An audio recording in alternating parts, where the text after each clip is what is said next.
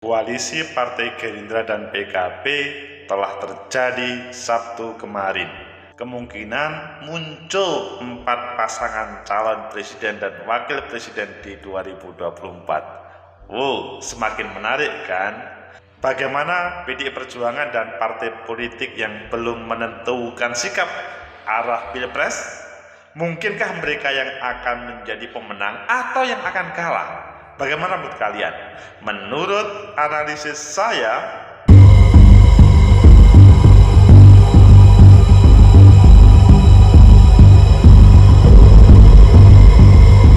Assalamualaikum warahmatullahi wabarakatuh. Salam sejahtera untuk kita semua. Pecinta masa depan negeri, tegakkan kebenaran, lawan ketidakadilan. Partai Gerindra sama PKB sudah menjalin komunikasi yang lebih intensif, mendeklarasikan sebuah komitmen bersama. Ini sebagian mengatakan akan langgeng sampai Pilpres 2024, maksudnya 1 tahun lagi.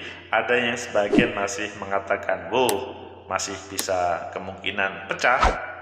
Namun, bagaimana nasib partai-partai politik lain? Apakah juga akan bergabung? Karena akan ada kesempatan, maksudnya diberi kesempatan untuk bergabung, tapi juga mungkin akan berdiri sendiri sehingga bisa sampai 4 pasangan calon presiden wakil presiden. Ayo kita baca di beberapa media, dan mungkinkah ini akan langgeng sampai Pilpres? Kita baca pertama di CNN Indonesia. Isi lengkap piagam koalisi Gerindra PKB hadapi Pilpres 2024. Di sini ada 5 yang perlu disampaikan.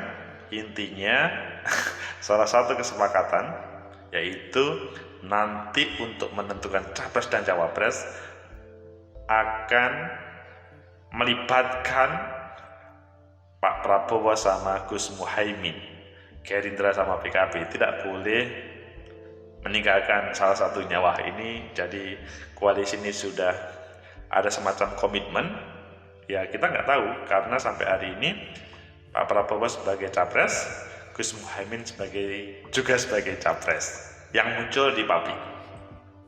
Kemudian kedua, di Kompas diberitakan isi lengkap piagam deklarasi koalisi PKB dan Partai Gerindra. Intinya relatif sama, yaitu ada 5 komitmen yang perlu diperdetil. Selanjutnya di Detik, Gerindra dan PKB resmi koalisi di Pilpres 2014. Tapi ada tanda seru, mempertanyakan, ini serius kah? Meskipun ini sudah terjadi yang namanya pidato bersama kemarin, kalian semua bisa melihat. Selanjutnya di Tribun News, muncul koalisi Gerindra PKB setelah KIB pengamat banyak koalisi buat Pilpres jadi banyak pilihan. Wah, ini memberikan kesempatan kepada semua pemilih mana yang terbaik untuk memimpin negeri ini. Jadi tidak negatif, malahan akan positif. Kemudian yang terakhir adalah di Tempo.co, pengamat sebut Gerindra PKB berpeluang pecah kongsi, ini sebabnya. Wah, padahal tadi sudah dikatakan akan sampai 2014, tapi ini kemungkinan pecah kongsi. Ayo kita baca, kalau begitu kita milih yang terakhir saja. Meskipun saya juga pasti punya pendapat, nanti kita gabungkan atau kita lanjutkan pendapatnya. Pengamat sebut Gerindra PKB berpeluang pecah kongsi, ini sebabnya. Dosen ilmu politik Universitas Parahyangan Khairul Umam menilai koalisi Partai Gerindra dan PKB belum final. Menurut dia masih ada kemungkinan koalisi ini akan bubar. Capres-cawapres dari koalisi Gerindra PKB belum dideklarasikan. Artinya janur kuning belum melengkung, sehingga potensi pecah kongsi masih bisa terjadi, kata Umam lewat keterangan tertulisnya. Nah, ini sebagaimana yang saya sampaikan awal tadi kan, salah satunya karena keduanya masih mempunyai capres. Siapa menjadi cawapresnya? Itu yang menjadi pertanyaan besar. Siapa yang bersedia mengalah untuk kebaikan itu? Kalau misalkan ada yang mengalah, selesai. Umam mengatakan sempat muncul informasi bahwa Ketua Umum Gerindra Pak Prabowo menginginkan nama dan selain Ketua Umum PKB Muhaimin Iskandar. Yang dimaksud Prabowo, kata dia, namanya lebih mengakar di basis pemilihan Nahdlatul Ulama. Jadi Pak Prabowo katanya ini lebih menginginkan yang lain, tapi PKB menginginkan Caimin. Di sisi lain kata dia, mesin politik PKB menghendaki Muhaimin menjadi cawapres untuk mengoptimalkan kotel efek bagi PKB dalam pemilihan legislatif. Terlebih kata dia, bila menilai dinamika Pilpres selama ini, dia menilai strategi politik Muhaimin cenderung realistis dan fleksibel. Maksudnya ini agak berbeda dengan analisis saya. Kalau ini mengarah bagaimana yang ditampilkan sebagai cawapresnya itu bukan Cak Muhaimin, bukan Gus Muhaimin. Padahal kalau menurut saya yang sampai hari ini hadir itu adalah Gus Muhaimin capres, Pak Prabowo capres, siapa yang mengalah. Nah, keputusannya bisa juga cepat berubah seiring dengan insting politik dan kalkulasi pragmatisme yang berkembang. Orientasi Muhaimin adalah menang, bukan target dikenang sebagai capres atau cawapres yang tumbang, kata dia. Maka dia menilai wajar bila calon dari koalisi kedua partai belum diumumkan. Jadi yang diinginkan adalah bagaimana menjadi pemenang. Dia mengatakan belum adanya deklarasi capres-cawapres yang dalam koalisi itu bisa dimaknai lain. Menurut dia, bisa jadi itu merupakan strategi Gerindra PKB untuk tetap membuka pintu bagi partai politik lain ke dalam koalisi, sehingga relasi antar anggota koalisi masih setara. Menurut dia, jika pasangan capres-cawapres sudah dideklarasikan, maka akan mengunci kemungkinan partai lain untuk masuk. Itulah mengapa di akhir deklarasi koalisi muncul pantun dari Muhaimin yang mengajak partai politik bergabung ke dalam koalisi. Monggo bergabung. Pecinta masyarakat negeri, itulah apa yang disampaikan oleh salah satu pengamat yang mungkin kalian juga mempunyai pendapat, saya pun juga mempunyai pendapat. Yang pasti bahwa ada sebuah deklarasi bersama kemarin antara Gerindra sama PKB dengan menampilkan 5 item kesepakatan bersama. Jadi keduanya sudah menjalani proses yang panjang.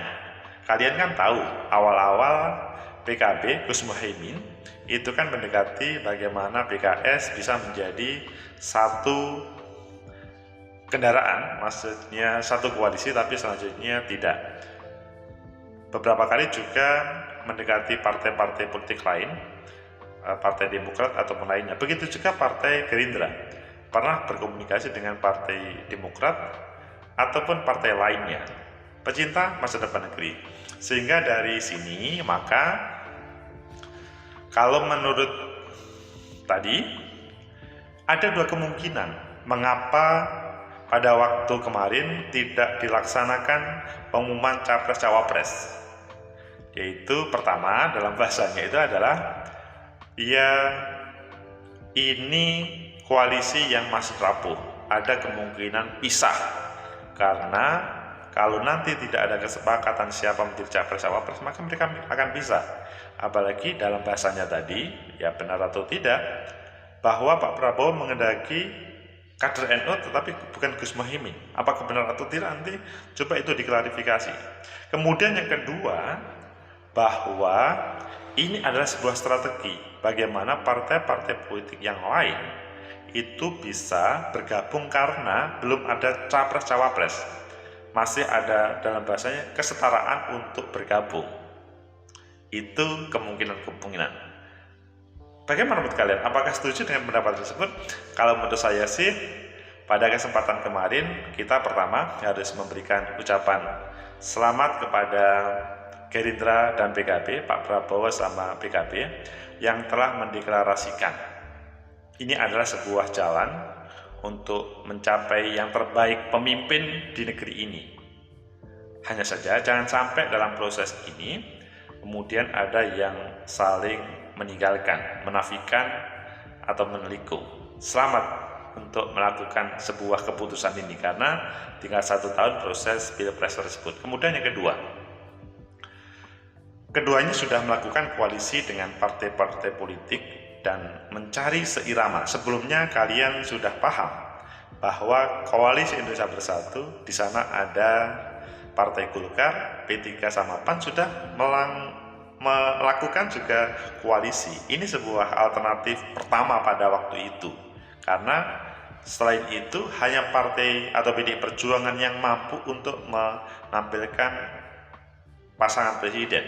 Sehingga KIP adalah yang kedua seandainya itu berlanjut terus. Kemudian yang ketiga adalah Partai Gerindra sama PKB. Ini yang ketiga. Sehingga masih ada kemungkinan yang belum masuk ke semuanya itu adalah Partai Nasdem yang sudah mempunyai capres.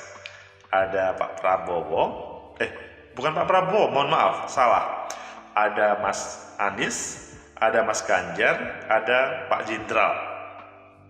Jadi ada 3. Mohon maaf, tadi saya salah ngomong tentang Pak Prabowo. Nah, 3 hal itu ditawarkan kepada publik dan menurut versi Nasdem itu adalah yang terbaik.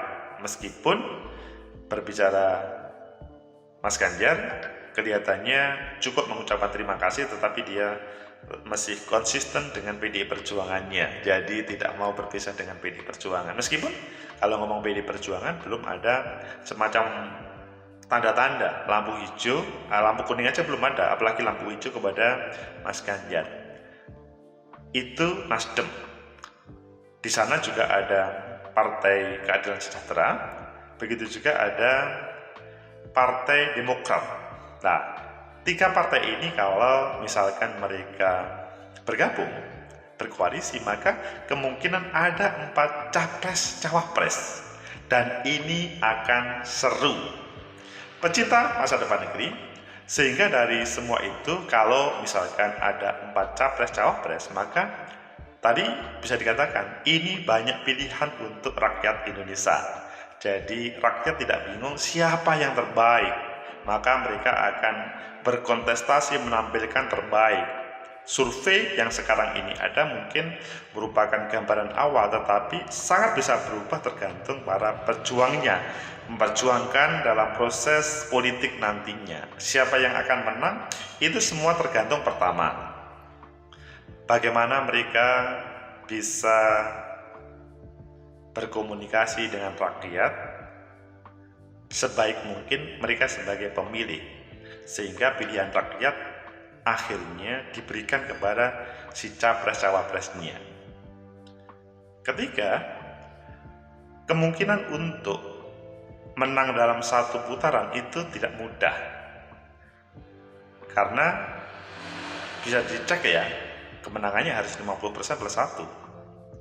Kalau ini terjadi, maka kemungkinan ada putaran kedua, dan kalau putaran kedua maka adalah komunikasi partai politik itu tetap dipentingkan, sehingga meskipun pada saat ini berbeda dalam koalisi, tetap harus membangun komunikasi supaya nanti tidak harga mati. Maksudnya koalisi itu tetap harus dijaga. Bagaimana dengan PDI Perjuangan yang sendiri? Ya, PDI Perjuangan sampai hari ini belum koalisi. Bisa juga PDI Perjuangan bergabung dengan Nasdem yang sudah menampilkan Ganjar, tapi juga bisa masuk kepada Mas Prabowo, Pak Prabowo dengan PKB, tapi juga bisa masuk ke Koalisi Indonesia Bersatu. Tapi bisa juga PDI Perjuangan bisa sendiri, karena sampai hari ini sangat percaya diri terkait dengan dia bisa maju dan memberikan kepercayaan kepada Bu Megawati sebagai ketua untuk menggodok, menggembleng siapa yang akan ditampilkan untuk capres cawapresnya nanti. Pecinta masa depan negeri, sehingga banyak pilihan itu menjadikan masyarakat kita tidak terlalu sulit untuk mencari yang terbaik. Bagaimana partai-partai politik yang baru belum mempunyai orientasi capres, karena dalam prosesnya adalah hanya pemilu partai yang mendapatkan hasil suara di 2019 yang kemudian yang dihitung. Nah, mereka juga bisa bergabung untuk bagaimana pada Pilpres tidak ditinggal, tapi menjadi bagian. Dan kalian kan paham bahwa sedikit banyak dari mereka pasti ada sumbangsi untuk suara Pilpres capresnya. Itulah kondisi pasca deklarasi PKB Gerindra PKB. kemungkinan ini bisa langgeng, tapi kalau tidak ada kesepakatan kemungkinan juga akan berpisah, karena ya koalisi itu kan maksudnya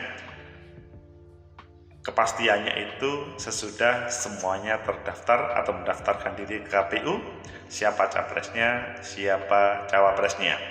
Semoga bermanfaat, semoga menjadi pemahaman bahwa pemilu 2024 tidak terlalu mengerucut sehingga tidak mudah untuk diadu A dan B, tetapi ada pilihan A, B, C, D, sehingga tinggal bagaimana kampanye terbaik pada 2024. Semoga cukup bermanfaat. Like, subscribe, comment, and share. Sampai jumpa.